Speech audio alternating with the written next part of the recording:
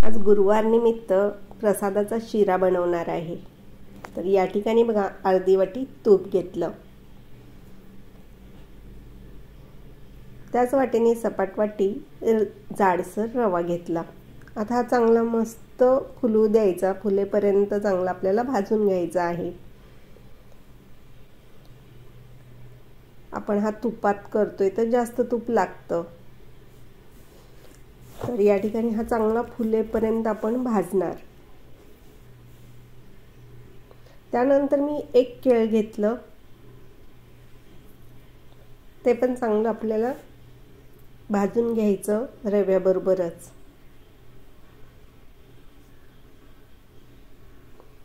त्यानंतर या ठिकाणी बघा आता आपण काजू, बदाम, मनुके, चारोळी, इलायची पावडर, जायफळ पावडर सगळी टाकून घेतली आणि आता हे एकजीव चांगलं परत आपल्याला चांगलं 5 मिनिटं भाजून घ्यायचं।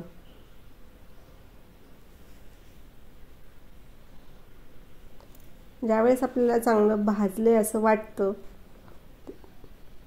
त्यामध्ये आपण गरम दूध टाकणार। तर हे भाजतच असताना आपल्याला एका साईडला पातेल्यामध्ये गरम करायला दूध ठेवायचं। तर जाडसर रवा आहे तर आपल्याला या ठिकाणी दूध जास्त लागेल। तर मी इथं 1.5 वाटी दूध घेतलं, ज्या वाटीने आपण रवा घेतला त्याच वाटीने 1.5 वाटी दूध घेतलेलं आहे। हे चांगलं परतून घ्यायचं। आता ह्याला झाकून ठेवणार 5 मिनिट।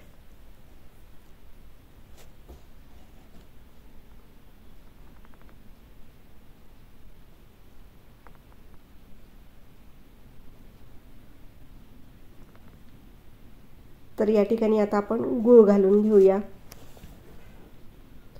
तर गूळ घेतला आपल्याला, जेवढा आपण रवा घेतला त्याच्यापेक्षा थोडासा कमी, म्हणजे अर्धी वाटी मी गूळ घेतलेला आहे। कोणी कोणी हा साखरेचा करतात, तर मी आज हा गुळाचा केलेला आहे शिरा। खूप चवदार लागतो, स्वामींना खूप आवडतो। गुरुवार निमित्त मी स्वामींसाठी शिरा बनवलेला आहे गुळाचा। आता हे चांगलं वाफून घ्यायचं, मध्ये मध्ये फिरवायचं, परत आपल्याला असं वाटलं तर परत एकदा वाफून घ्यायचं। तर आपला हा शिरा तयार झालेला आहे, प्रसादाचा शिरा।